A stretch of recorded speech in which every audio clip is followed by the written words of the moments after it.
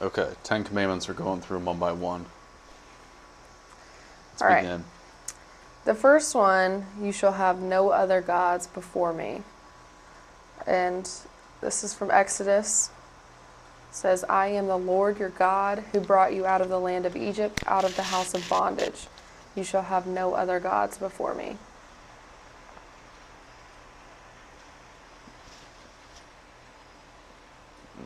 Okay. I don't really have a lot to say about that one. Me neither. I think it's pretty self explanatory. Right. This one's interesting, especially in the time that we're living in right now. Because it's, you shall not make idols, which, you look at people, That's all we do.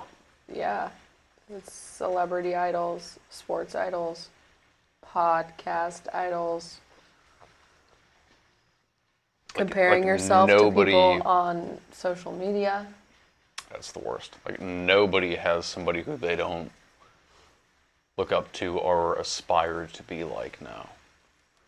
and not in a healthy way most of the time. No. Well, one of my best friends, I won't say his name. One of my best friends is that way. He looks at people like The Rock. I'll just use him. Looks at people like The Rock, who's in, or fucking Sly, right? Sylvester Stallone, right? These dudes who are just in immaculate, incredible shape, and especially now that they're older, because we grew up watching them, and I don't know how he probably feels completely differently now, but for a while he'd be bummed out that he didn't look like them, and I'm like, do you understand, dude? You've been going to the gym 5 to 6 days a week, lifting heavy for, I mean, at this point in time, whenever we talked about it, it had been like, it had to be going on 6 or 7 years. And he was very strong, but he didn't look anything like his idols. And it was, I don't know, I just constantly try to push into his head that, like, they have nutritionists, they have dietitians, they have chefs that make them certain foods and tell them what time to eat them. I don't care what anybody says. In my opinion, over 95% of them, excuse me, minimum 95% of them are on steroids or TRT or Tren, or they're on some kind of gear in some way or another, and they have personal trainers that tell them exactly what to do, or I'm sorry, exactly what to do and exactly when to do it. It's all mapped out for them. I'm not saying they don't put in the work and all that stuff, because they do. Like, you still have to lift the weights, you still have to run, you got to do your cardio, whatever. You have to put in the work, but that's way different from a dude working a 9 to 5 job and trying to get his, trying to get a workout in for at least 30 to 45 minutes in the evening, as opposed to somebody who it's like kind of partially their job to look that way.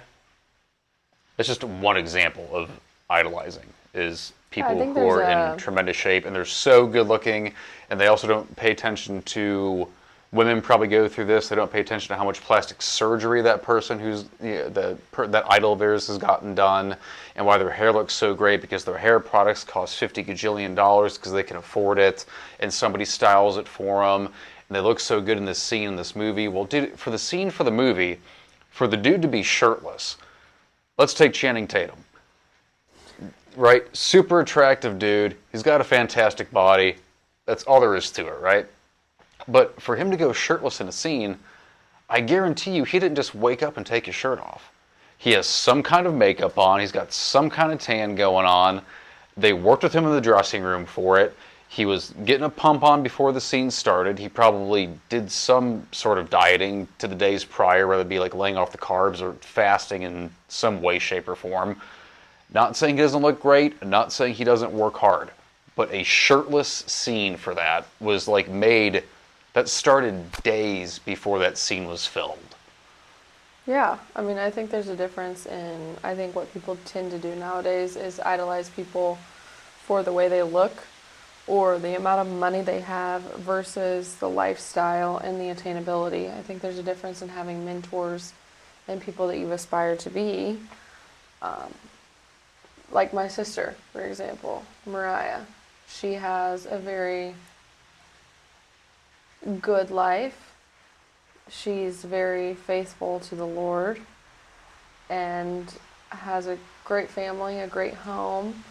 Her and her husband just bought a business that's been successful up to this point. I think there's a difference in having her as an aspiration versus an idol of just admiring the way she looks or how much money she has and trying to aspire to that. It's the lifestyle choices that she's made.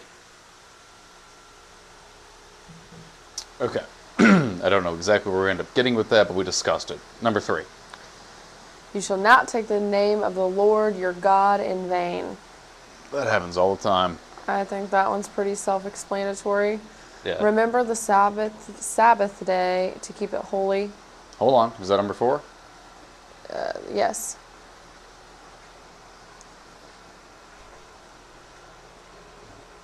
Okay. Well, it's not hard to do. Remember a day, right? You remember your day of rest, which Right. American culture doesn't do a great job of doing. Honor your father and your mother. What if they're real pieces of shit, though? That's the real question, because that happens a lot. I have some opinions on this. Perfect. I think, yes, you should honor your father and your mother, no matter what. However, there is times when you have to cut that relationship off because they're not good people. But I think far too much people our age, and specifically my age, You're 25, I'm 33. cut their parents off for not being quote unquote woke or causing them childhood trauma. But I think it's important to remember that our parents they're individuals just like us. They make mistakes. And a lot of our parents had us children whenever they were very, very young, just due to the generational times. Like most of my friends, their parents had them when they were 25 or younger.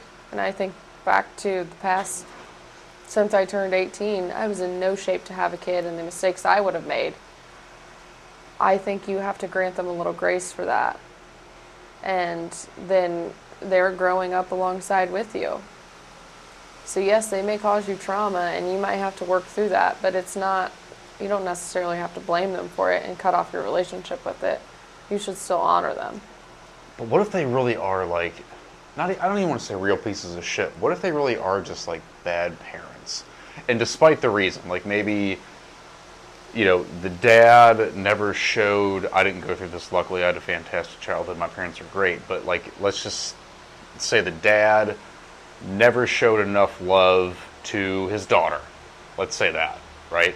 Because he was raised that way, where his dad didn't show him love, and then he really doesn't know any better, I guess. I mean, well, he knows better, but he was almost trained to be that way, or to think that that's how you're supposed to I think treat people, I guess. But if you're in trouble, because I have a really good friend who goes through this, who suffers with depression, and she's afraid to talk to her dad about things because he's not emotional. He won't.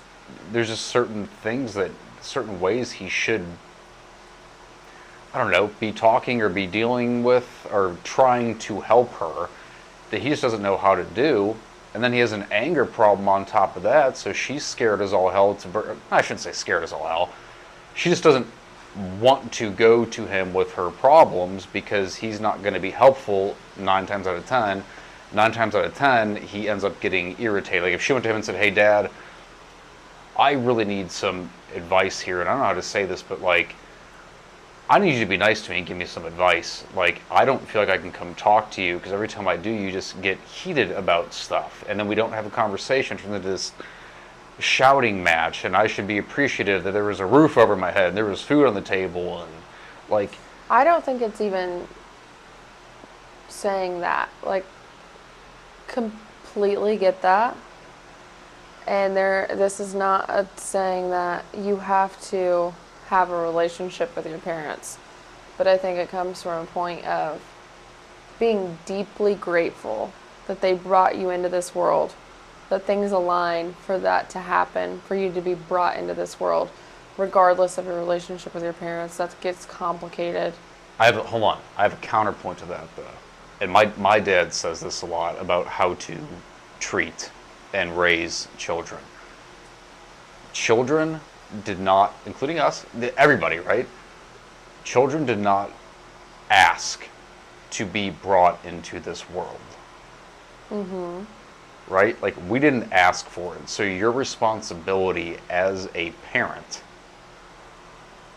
is to be a good parent. And you hope that your parents are good people, right? But in the same way, like, we're both going through it, right? Like, trying to find ways to be grateful for your life, to be grateful to be alive.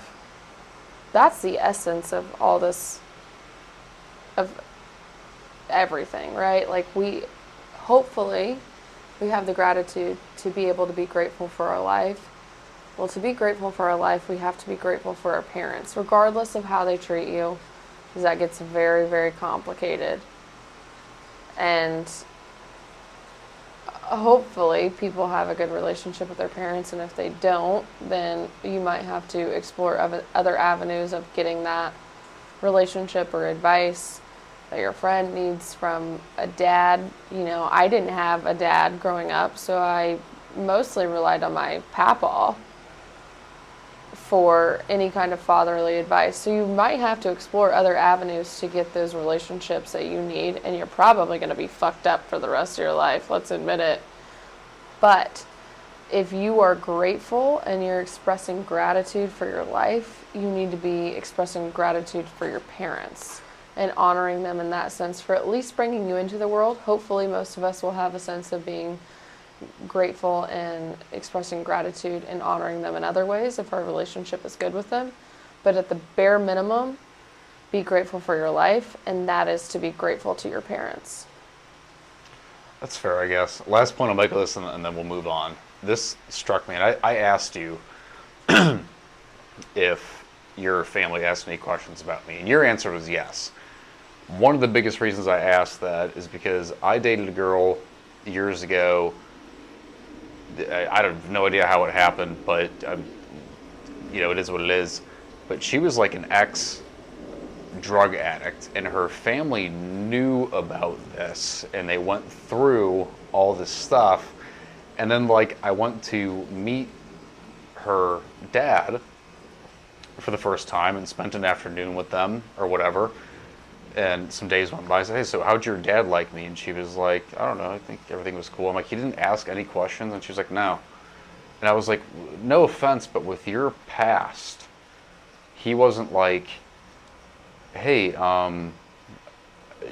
like, what is this guy? Does he have a job? Does he work? Does he?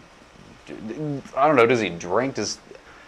You'd think that there would be way more concern, especially in a situation like that. And it shocked me that the dad didn't ask a single solitary question about a guy who his daughter brought home with a very rough past that she had. You'd think he would be like, we need to make sure that nothing bad happens again, whatever reasonings there were as to why they did it in the first place. We need to put an end to this and make sure we don't repeat the mistakes. I need to make sure that my daughter is with a good stand-up guy. And he didn't ask a single solitary question about me. And that threw me for a loop. Not saying he's a bad parent. It's just a point. Anyway, next. What number are we on? 5. No, 6. You shall not murder. We just talked about this. But we can touch on it briefly. I don't think that we were meant to kill because we have no offensive weapons. I mean, we have our hands, don't get me wrong, we have our hands and feet and head, and we have, like, if animals, okay, so we watch documentaries about animals, right? About predators and how they hunt, right? Lions use their teeth and their claws and all this shit. We don't have that kind of stuff. And turtles protect themselves from a super hard shell that can almost, almost can't be penetrated without a tremendous amount of force. Things of that nature. Other animals are venomous and poisonous. We don't have any venom or poison in us. And I think that's why so many people go to war and come back with PTSD. But there's so many people that kill people.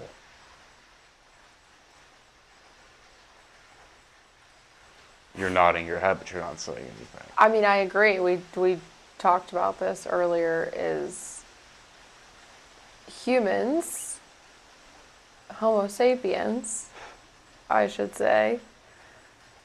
Everybody thinks our true superpower is our intelligence, but I don't necessarily think it is. It's a mix of our intelligence mixed with social constructs, because we look at Neanderthals had roughly the same intelligence level as Homo sapiens.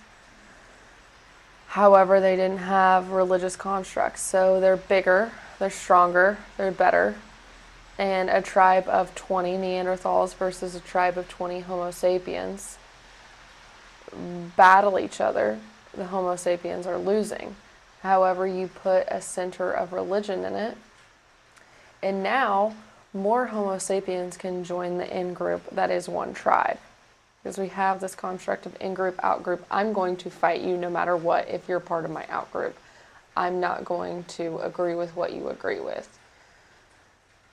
And so now more humans can gather together. And so we have a tribe of 300 Homo sapiens versus a tribe of 20 Neanderthals. Okay, The hold on. Homo sapiens are winning that. So what about the people who just do it for fun?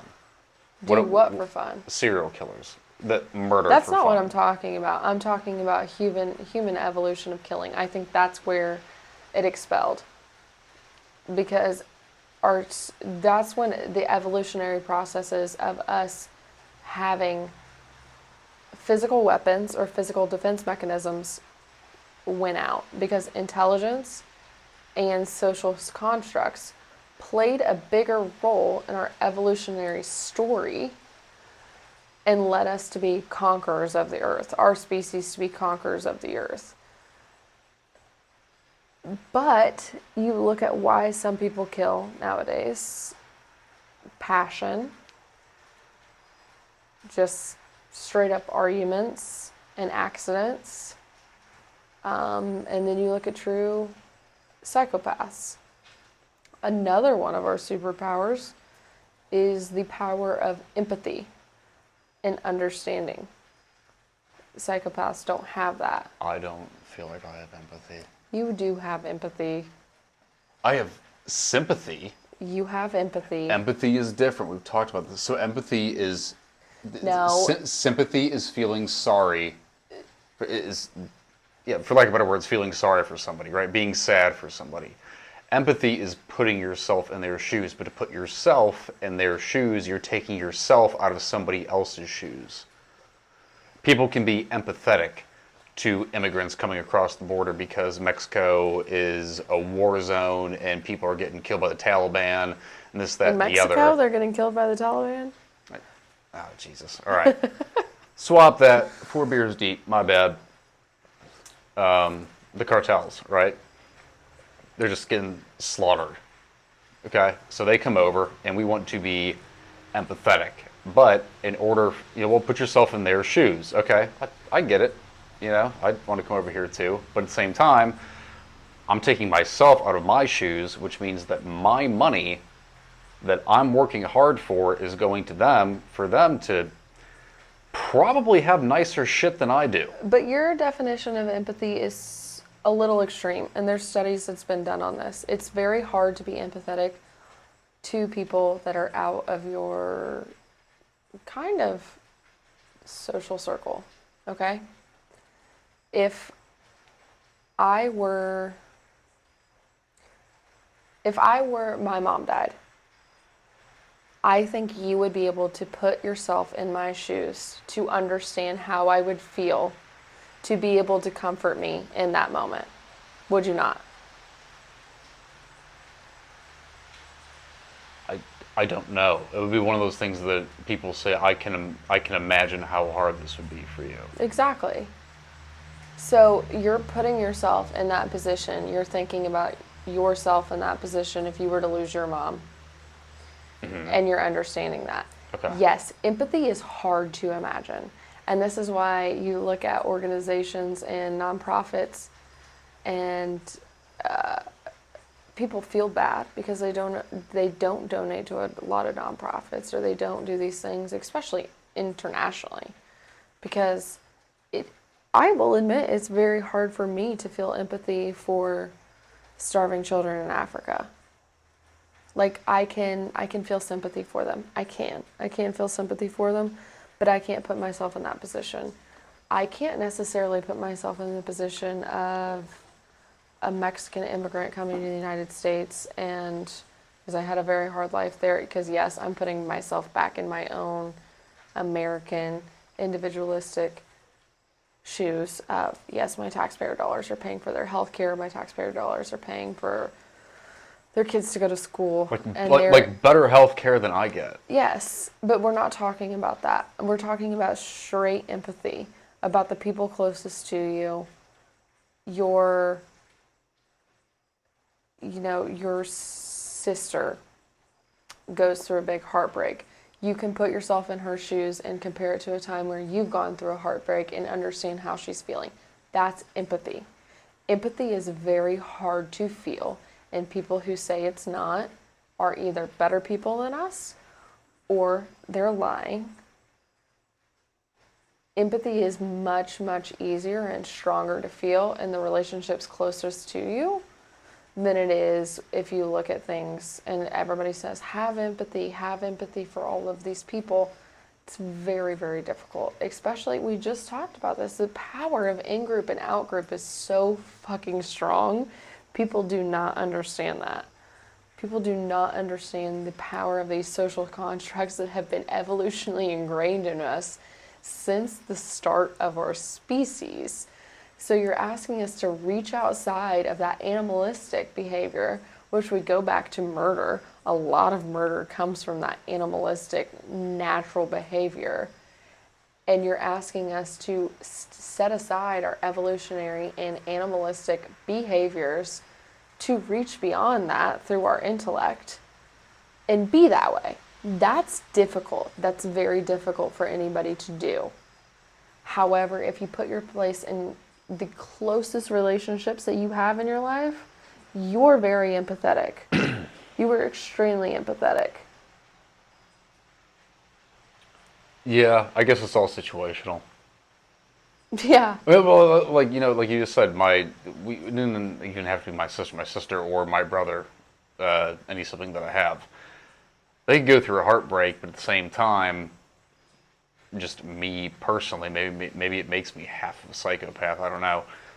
I'm not always empathetic because it's like, dude, I told you from the fucking get-go, this is going to be a problem, and this is why. I can tell you why this is going to be a problem. You're making stupid mistakes. I think you're going through this, and this is what's causing you to hang around with people like this, and you're going to end up getting your heart broke. Don't put it in that situation though. Just say something completely out of their control happens to them. Okay. Somebody Then yes. T-bones them. Right. It wasn't their fault at all. Sure. You could put yourself in their position to be like, oh, they're bruised up, they're hurt, nothing's that bad, okay? Mm-hmm. But you could understand the pain that they're feeling in their body. You could understand the overwhelming sense of, oh, now I gotta fix my car, I don't know how I'm gonna get to work in the morning. Like, you can put yourself in that perspective. That is empathy. Okay, so we'll call it that I'm half. You're empathetic. Ugh. You All are. right. Okay, next. I've seen you be empathetic. Next. That was to do with murder. You shall not commit adultery. And this is a That's gonna be a whole new video. this is a historical context Yeah. riddled thing. I don't know. I don't know if I believe that humans are meant to be monogamous. Maybe it's getting more and more that way. It's just kind of getting further and further from that way. I don't know. I can tell you this from a man's point of view. I'll keep it as simple as this. God. If you want, I'm going to throw out a random example here. If you are into girls who are very in shape, right? You want a fit chick who works out and, whatever. She's in good shape due to fitness, okay? That's your thing. But she has, let's say she has smaller boobs and a bigger butt. Let's just say that's her build, right? That's what you're into. Well, as a man, after X amount of time, that could be a week, that could be a year, whatever, after X amount of time, you're going to be like, man, I miss those girls that were like, I don't know, that had those voluptuous, had that hourglass figure with the big butts and the huge boobs, and like that's I don't know, I miss that really bad. Then you can get that for a while, and then after that for a while, you're like, hey, you know what? I miss the slimmer girls. I miss they can literally go back and forth. I don't know if that's a wanting what you can't have type deal, or if it's just something that, I don't know, might be, I don't know how to word it. I don't want to say ingrained in you, I guess. But again, this is from a men's perspective. Talk to me about it from a woman's perspective. Oh, I'm sorry, real quick. Let me end with this. Any Are you man, sure? yeah, I'm positive.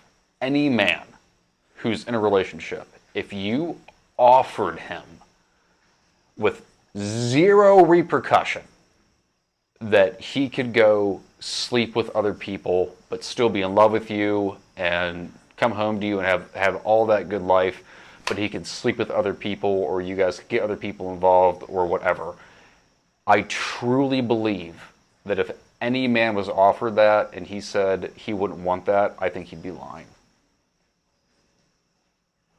All right, woman's point of view. First of all, we're looking at the Ten Commandments, so I'm going to come at this from a historical point of view first. Social construct? Social construct, yes, exactly. Marriage is a very outdated social construct point of view. That does not mean I don't believe in marriage now. However, then marriage was, you're getting dowries, you're getting, it's a business contract. So, yes, you shouldn't commit adultery in the form of, you shouldn't violate that contract of business, money, land, property, whatever that means. From a woman's point of view, Keeping in mind that women also cheat. Women also cheat for very different reasons. That is the most, and I know men don't view it this way, but that is the most intimate thing that you can do with somebody. And what is it that you're talking about? When you say it is the most intimate thing you can do with somebody. Sex. Okay. Sex is the most intimate thing you can do with somebody. So if you're in a relationship with somebody and they are giving the most, in fact, it has nothing to do with the physical act itself. It's much more with the intimacy of it if you are giving that intimacy and that emotional connection to somebody else. Because it is so hard to get to that level with a man. Not sex itself, but the emotional intimacy that comes with it. Then why do girls give it up so easy? Because I'm here to tell you it is not hard. It's so easy to get women into bed. Okay, we're not having this conversation. I'm saying it's literally almost effortless. So with that being said, why do you say that women do it for such a different reason? Are they faking it whenever they do that on the first date or whatever? Because I swear to God, it's almost effortless. I don't mean to sound like a dickhead, but it's so easy. If you have a nice beard and you make a girl chuckle one time, you can get her to sleep with you. Of course, it's not all women, but I'm just telling you, it's effortless. We're talking about marriage here.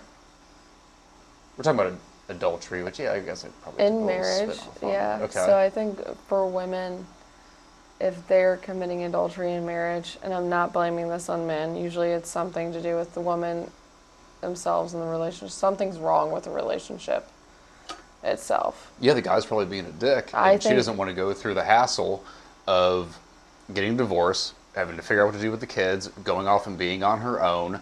Maybe the guy was like, one of those dudes was like, hey, I'm gonna, you're gonna stay at home and do this, that, and the other. I'm gonna be the male breadwinner.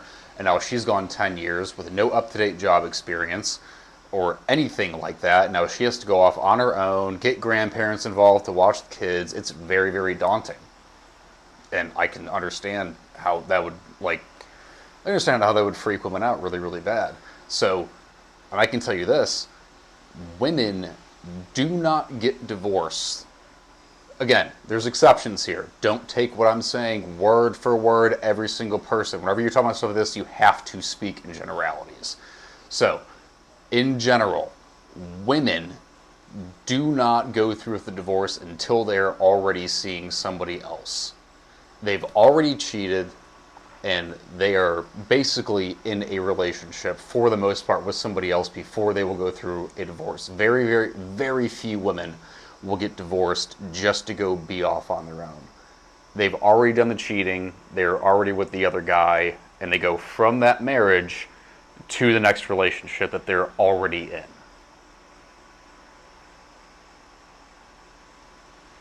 Okay. Okay, so don't commit adultery. I don't want to say I disagree with it, but I disagree with the ideas of marriage in general.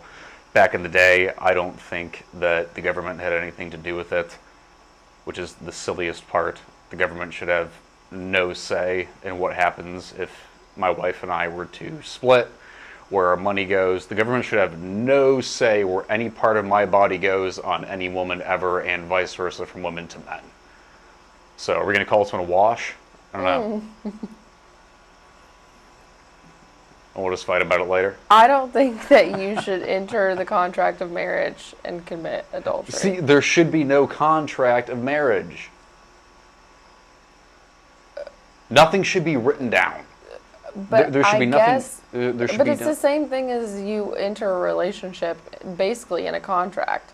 You set parameters for a relationship, so it's the same thing. And I guess I agree with you. Like it doesn't necessarily have to be a government contract or anything like that, but you enter a romantic relationship specifically, or it could be your friendships or whatever, with boundaries that you cannot cross, or else this relationship will be over. It can be a verbal and emotional contract just between the two of you. Yeah, so I don't think I mean, honestly, if you want to generalize it, like don't violate the boundaries and stipulations of your contracts in your relationships. Like respect your relationships with other people.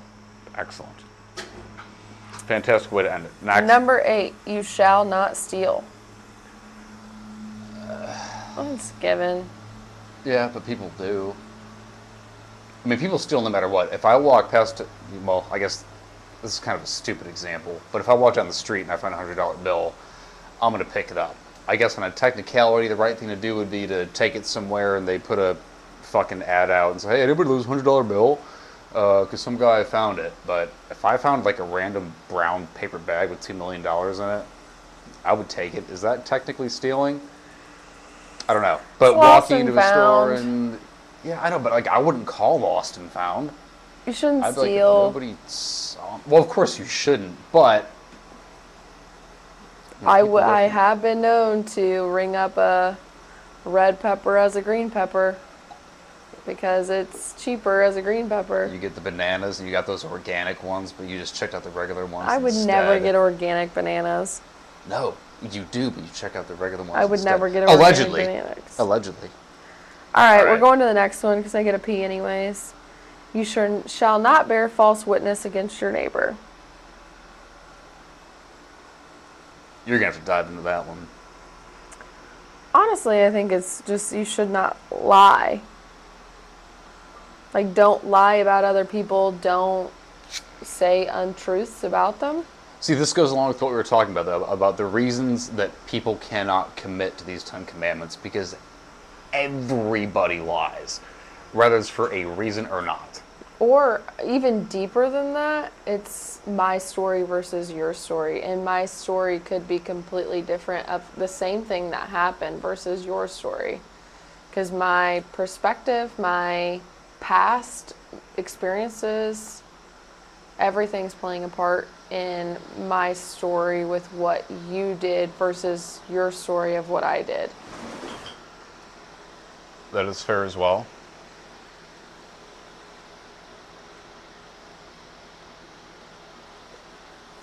Okay, so don't steal. No, we're past that. Sorry.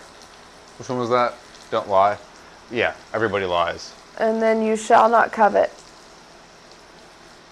Don't be jealous. I think it's impossible. The grass isn't always greener. You shall not covet your neighbor's house. You shall not covet your neighbor's wife, nor his male servant, nor his female servant, nor his ox, nor his donkey, nor anything that is your neighbor's. But can't jealousy be used as a tool for improvement? Like, I am jealous of what you have, so therefore I'm going to try really hard to get what you have. I'm jealous you have a nice heart. I'm jealous you have a nice house and you have a nice car. So I'm going to figure out a way to get that. I understand your point, but I disagree with that. I think aspire is a better word for it. Like, I want to live the way you do, so I'm going to take these steps to live that way versus just being like, jealousy and envy to me is a very bad feeling. Like, whenever I feel jealous or envious, it's negative. Like, I can feel it in my body. It's like a pit in my stomach. I agree. It's like an envious feeling versus when I'm aspirational to somebody, I'm kind of inspired. And it's a positive feeling of, oh, I can get there if I take these steps. So I think that's kind of the difference. And I feel like whenever you're jealous or envious of somebody, you have a tendency to put them down and try to bring them back down to your level. Versus if you're aspirational to somebody, you talk them up. Yep, definitely. Yeah, I agree. And you look up to them in a healthy way and look to ways of how you can get to their level. Versus jealousy and envy, you bring them down. Agreed. Okay, those are 10 commandments. Yeah, and then plus the social constructs of the Neanderthals. Or with the, historical with constructs. the jealousy and Context. Okay, nice work. That's our view of the 10 Commandments. We're out. We gotta pee.